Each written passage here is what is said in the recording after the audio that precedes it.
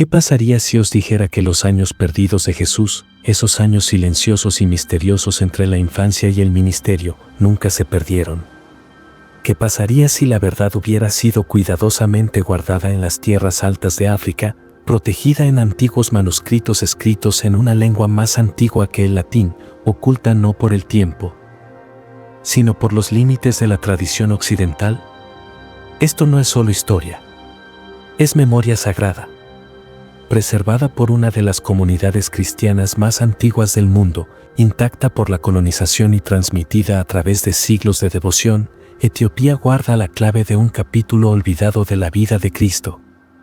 Antes de que el mundo lo conociera como el Mesías, antes del bautismo en el Jordán y del Sermón del Monte, había un niño divino, poderoso y sabio más allá del entendimiento humano. Y su historia sigue viva en Etiopía. Los evangelios canónicos del Nuevo Testamento presentan una pausa abrupta en la biografía de Jesús entre los 12 y los 30 años.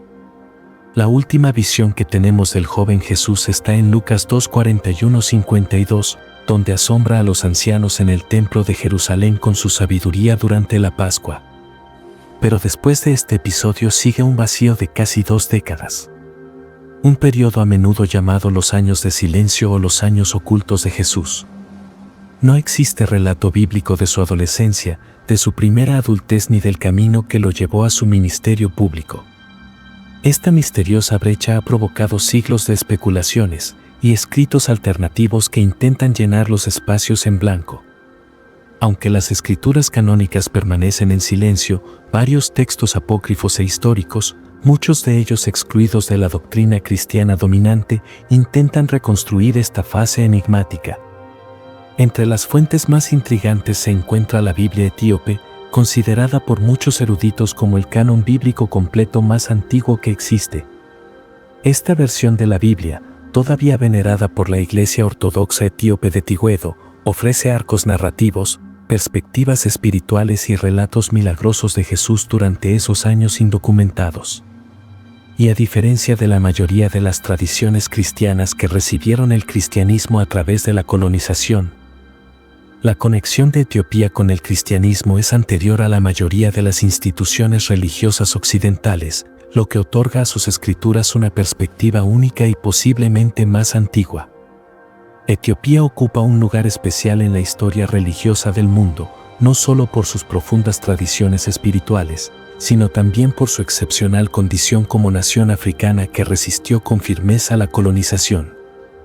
Esta independencia histórica no solo le permitió mantener su soberanía política, sino que fue clave para preservar intactos manuscritos sagrados, tradiciones litúrgicas y reliquias religiosas, sin la interferencia, distorsión o censura impuestas por las potencias imperiales europeas. Gracias a esta singularidad, Etiopía se ha convertido en un santuario del cristianismo más antiguo y menos contaminado por la geopolítica occidental. La Biblia etíope, escrita en la antigua lengua ge'ez, es un testimonio vivo de esa preservación. A diferencia de la versión King James, que contiene 66 libros y es una de las más distribuidas en el mundo occidental, el canon etíope incluye 88 libros. Este conjunto ampliado no es un simple añadido, sino una ventana a una tradición cristiana rica y profunda. Incorpora textos apócrifos, escrituras extendidas del Antiguo Testamento y relatos detallados, que no se encuentran en la doctrina dominante del cristianismo occidental. A diferencia de muchas otras culturas cristianas que adoptaron la fe mediante movimientos misioneros, la identidad cristiana de Etiopía brota desde dentro, de forma indígena, y ha estado viva, al menos, desde el siglo IV después de Cristo, probablemente incluso antes.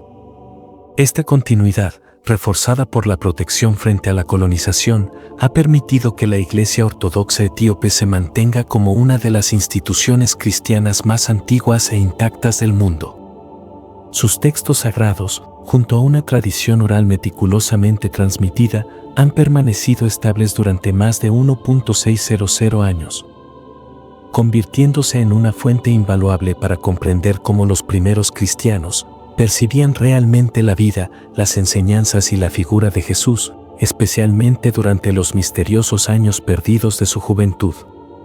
Etiopía, envuelta en misticismo y leyendas, no solo es reconocida por sus escrituras sagradas, sino también por el ancestral conocimiento que, según la tradición, custodia el Arca de la Alianza. Aunque la arqueología convencional aún no ha confirmado la existencia ni la ubicación precisa del arca, la tradición etíope afirma con firmeza que ésta reside en la iglesia de Nuestra Señora María de Sión, en la ciudad sagrada de Aksum. Esta convicción no es un mito aislado, se apoya en el Quebran Agast, un antiguo texto etíope que conecta directamente a la nación con el Israel bíblico. Según este relato, el arca habría sido traída a Etiopía por Meneliki, hijo del rey Salomón y de la reina de Saba, uniendo así las raíces del cristianismo etíope con los linajes espirituales más antiguos del judaísmo. Aunque esa historia merece su propio análisis, lo que subraya es lo profundamente entrelazada que está Etiopía con la tradición bíblica. Y estas conexiones no solo han sido parte de su identidad espiritual, sino que también han otorgado una legitimidad interna y una autoridad única a su canon bíblico ampliado. En este contexto, los relatos sobre los años ocultos de Jesús que aparecen en la Biblia etíope no deben entenderse como meras interpretaciones místicas, sino como una herencia viva y profundamente arraigada, sostenida en la devoción y la transmisión oral de comunidades que han vivido su fe sin interrupciones durante más de un milenio. La idea de que la juventud de Jesús esté documentada en este canon ancestral no es solo una especulación religiosa o un intento de llenar vacíos teológicos.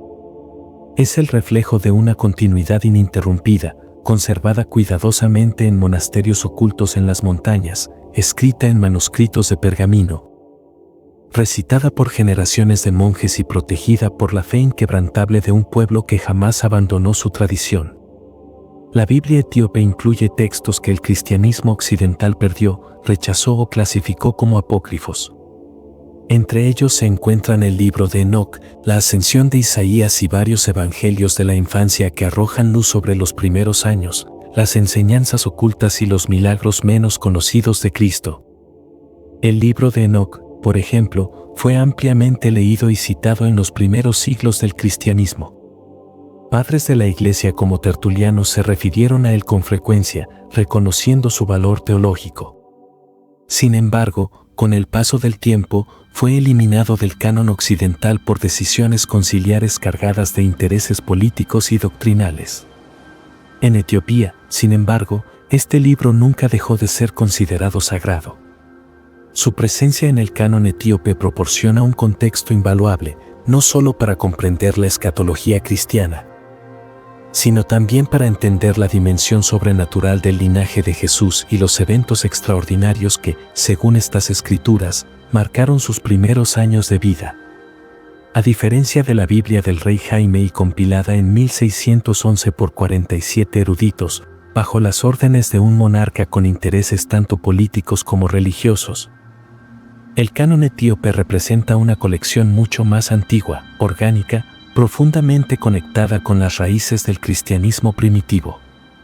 Integra no solo textos escritos, sino también tradiciones orales cuidadosamente conservadas, relatos que circularon en las primeras comunidades cristianas y enseñanzas que pudieron haber formado parte del entorno espiritual en el que Jesús creció y se preparó para su ministerio público.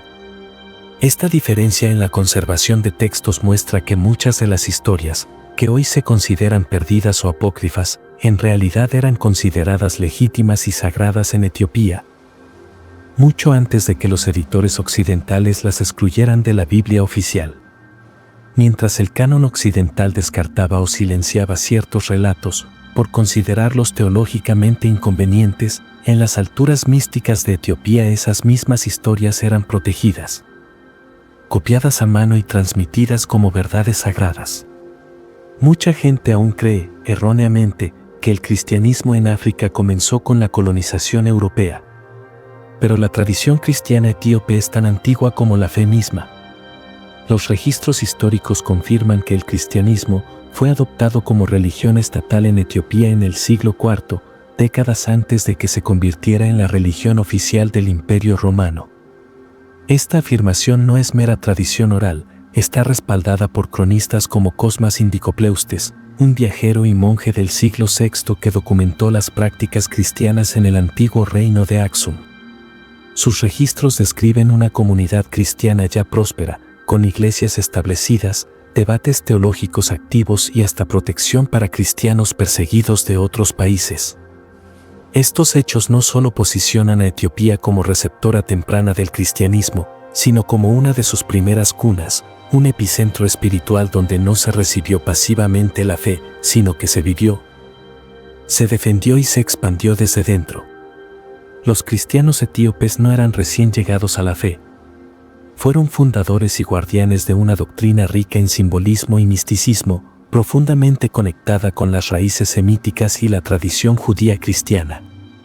La preservación de textos que describen la juventud de Jesús como un periodo lleno de poder divino, sanaciones y sabiduría sobrenatural refleja una teología profundamente arraigada, que ve a Cristo no solo como un redentor final, sino como un ser divino desde su infancia. También subraya una realidad que a menudo se omite en Occidente, que nuestra comprensión cristiana de la vida de Jesús está incompleta si no reconocemos estas fuentes antiguas y alternativas. En 2010, un equipo de investigadores descubrió un evangelio ilustrado, escrito en ge'ez, una lengua semítica del sur que aún se utiliza en la liturgia etíope, oculto en un monasterio remoto, situado en lo alto de una montaña aún intacta por la modernidad. Este hallazgo fue una confirmación extraordinaria. Etiopía no solo había mantenido vivas sus escrituras, sino que guardaba pasajes únicos y olvidados de la vida de Jesús. El manuscrito incluye ilustraciones vibrantes, cargadas de simbolismo espiritual y pasajes ausentes en las Biblias occidentales, ofreciendo así una visión completamente distinta de los primeros años del Mesías. A diferencia de las narraciones sobrias y fragmentadas de los evangelios sinópticos, estos textos describen a un Jesús comprometido con su misión desde una edad muy temprana. Muestran a un niño con plena conciencia mesiánica, con autoridad divina no adquirida en su bautismo, sino evidente desde su nacimiento. Estas ilustraciones no solo enriquecen la estética visual de los textos, sino que también ayudan a los estudiosos modernos a entender cómo los primeros cristianos etíopes percibían a Cristo, no como un hombre que se convierte en hijo de Dios al inicio de su ministerio público, sino como un ser eterno, divino desde el origen, cuyo propósito trascendía el tiempo humano. Entre los textos más fascinantes conservados en Etiopía se encuentran los llamados Evangelios de la Infancia, que relatan hechos milagrosos ocurridos durante la niñez de Jesús. Una historia especialmente conocida describe cómo Jesús formó pájaros de arcilla y les dio vida con un soplo, una imagen cargada de simbolismo que ilustra su creatividad divina. Aunque esta historia también aparece en otros textos apócrifos, como el Evangelio de la Infancia de Tomás, su conservación y reverencia dentro del cristianismo etíope indica que fue tomada muy en serio, no como un mito, sino como un testimonio legítimo de la naturaleza sobrenatural de Jesús. Estas historias, que en la mayoría de las Biblias occidentales han sido excluidas o reducidas a curiosidades literarias, fueron tratadas en Etiopía como parte esencial de una teología viva. Eran parte de un cuerpo sagrado de enseñanzas, tanto escritas como orales, que sostenían que los poderes de Jesús no emergieron repentinamente a los 30 años, sino que estuvieron presentes desde siempre y se manifestaron incluso en sus juegos de niño, en su relación con los demás, en su capacidad para sanar y, en ocasiones, para ejercer autoridad sobre la muerte misma. Relatos extraordinarios nos hablan de un niño Jesús que resucitaba a los muertos, que curaba a carpinteros heridos y que, al ser provocado, podía derribar a un niño con el poder de su palabra y luego devolverle la vida con un acto de misericordia. Estos episodios no presentan a un Jesús mítico e inofensivo, sino a una figura profundamente compleja, un niño divino que experimenta emociones humanas, pero las canaliza con un poder sobrenatural que trasciende la comprensión.